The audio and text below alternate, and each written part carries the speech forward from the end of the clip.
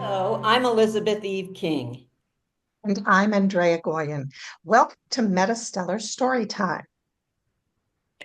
Today, I'm really excited to have our first guest reader reading my story, Virgin of Santos de la Tierra. And let me introduce to read the story to you, Yzaura. Welcome. Hello. Hi, thank you so much for having me today. Let's hop right in. The Virgin of Santos de la Tierra. Maria first saw her on a blessed Tuesday. She was walking home from work as usual, bent and tired. She climbed up the steep cobbled hill to her apartment, painfully clasping 2 bags of groceries in her arthritic hands. She was thinking about dinner. She planned on scrambling a few eggs and frying a tortilla, nothing fancy. She was too tired. Besides, she lived alone now, and there was no joy in cooking for one. Her sainted Horacio had gone to meet Christ 10 years before, and her son and daughter had gone to the States. They seemed even further away than Horacio. He at least visited her in her dreams, always looking just as he had before he died. He'd asked her about her arthritis.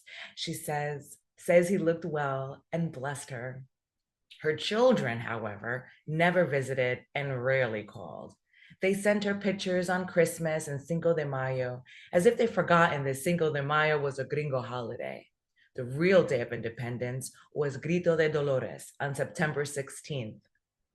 But they never sent her anything in September, nor did they seem to remember their Saints' Day or Virgin de Guadalupe Day on December 12th. In the photos, they beamed out at Maria like wealthy strangers who had forgotten God. Maria sighed and glanced up at her apartment.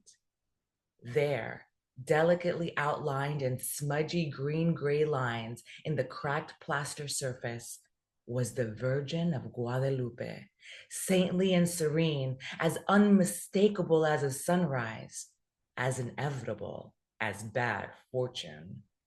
Maria dropped to her knees right there in the streets, not even conscious of her bags of groceries, one of which contained eggs. The eggs shattered. It would have been a miracle if they hadn't, and one miracle a day is more than enough. Thick, viscous fluid oozed around Maria's knees, but she didn't even notice. Her veined brown hands folded together in supplication. Her lips muttered thanks and prayers. Her heart sang. An hour passed without her realizing. She was startled from her trance by a rude noise behind her. It was the boys of the corner whistling at Guerra Tourist. She sighed. They were not bad boys. They just lacked proper supervision and a visible future. Creakily, she rose to her feet, bending to gather her broken groceries. Her joints ached, but her heart was too filled with love for the Virgin to care. She hardly slept that night. She was ashamed to admit the doubt in her heart, but she was consumed by the uncontrollable fear that the Virgin would be gone in the morning.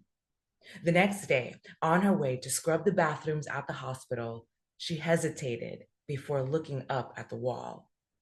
Crossing herself, she cautiously raised her eyes. There, clearly revealed in the golden light of the morning, the Virgin shone. True, her features were indistinct, but the shape of her robe, halo, and hands were unmistakable. Maria was shamed and unworthy. She had doubted, but the Virgin had forgiven her. All day long, as Maria cleaned, scoured, and polished floors, faucets, and fixtures, she was filled with exultation, unaware of the arthritis that curled her fingers and bent her back. At 6, she returned home. Normally, she ignored the cholos passing with eyes downcast, but today she walked towards them, head up, back almost erect. Look, she said, pointing, behold, the Virgin. They looked, they saw, they believed.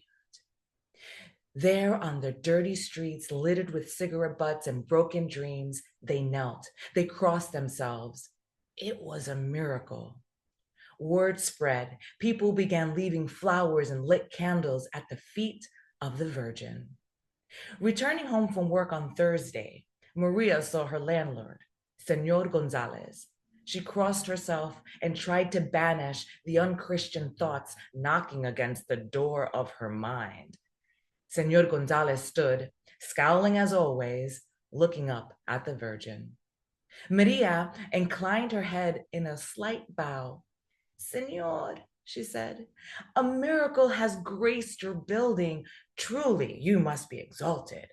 What are you blabbing about, Maria? He said. The Virgin of Guadalupe. She appeared 2 days ago. Maria gazed upward. Gonzalez gazed upward. He choked. The Virgin? Is that what you call this garbage?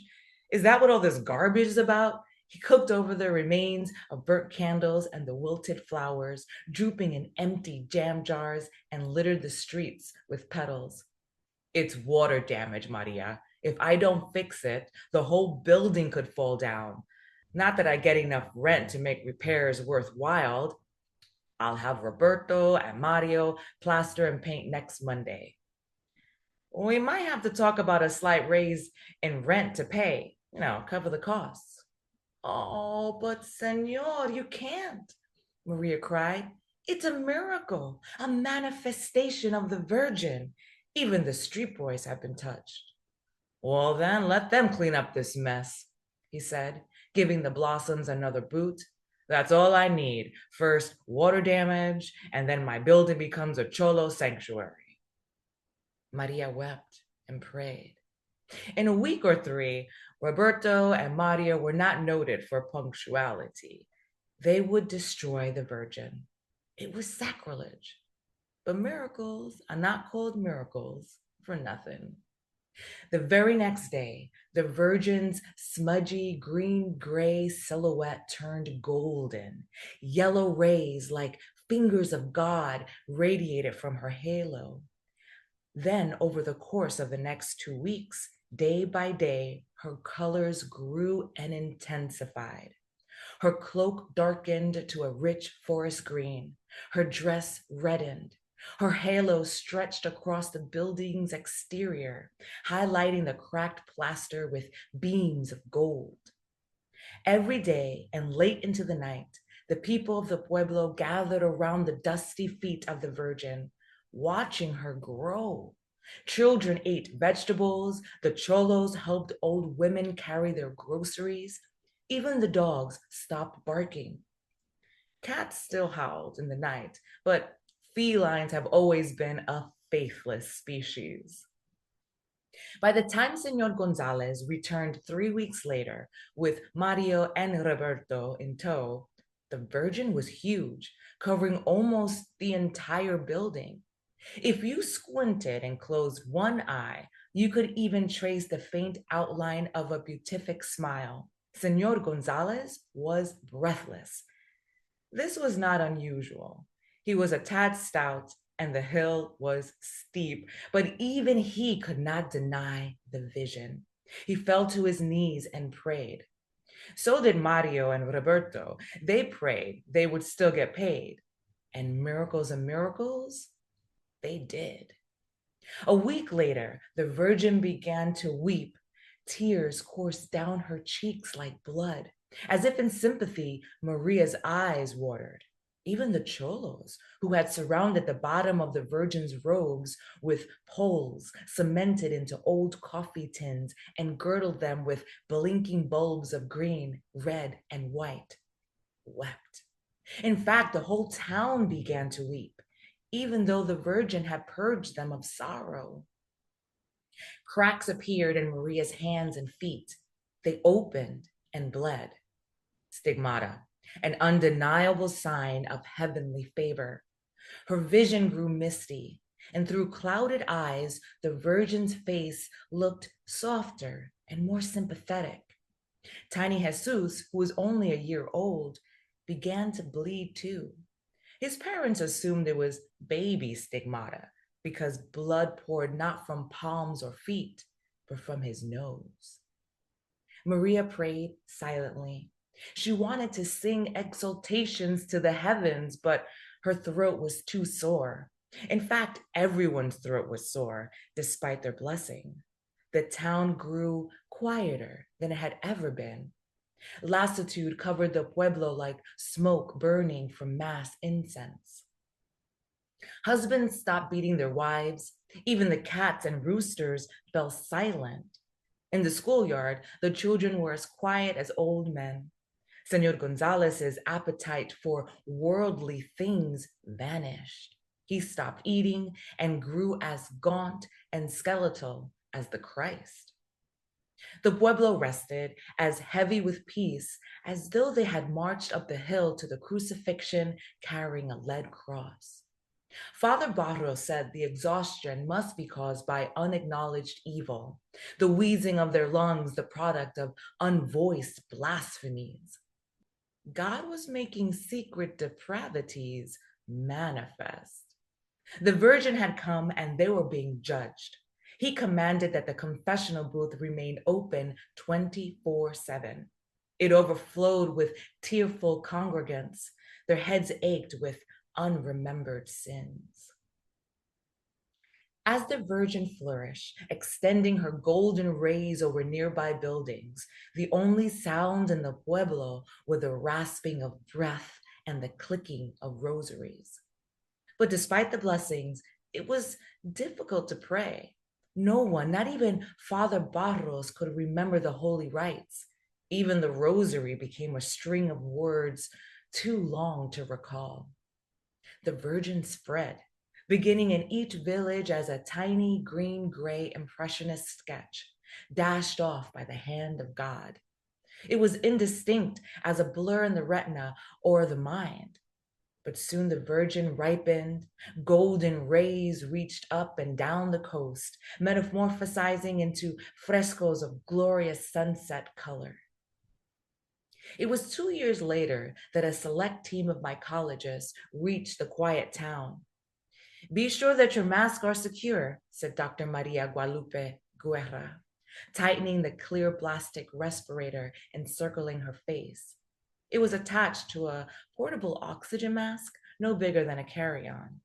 And behind her, she dragged an enormous fogger. "We believe this may have been the first town to have been hit," she said. "So this is where it all began," said Dr. Mario Jesus Santiago. He would have whistled, but the mask and tube restricted him. "Yes," she nodded slightly. "This is where it started. Now it's so huge, it's almost impossible to eradicate. But eradicate it we must, or it will kill the entire country." I still don't understand it," said Dr. Santiago, fidgeting with the settings on his fogger.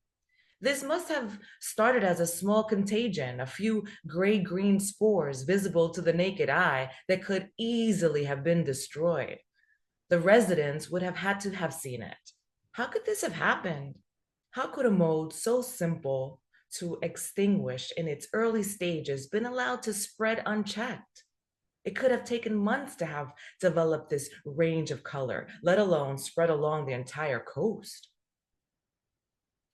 "It's just one of those things we'll never know," sighed Dr. Guerra as she crossed herself.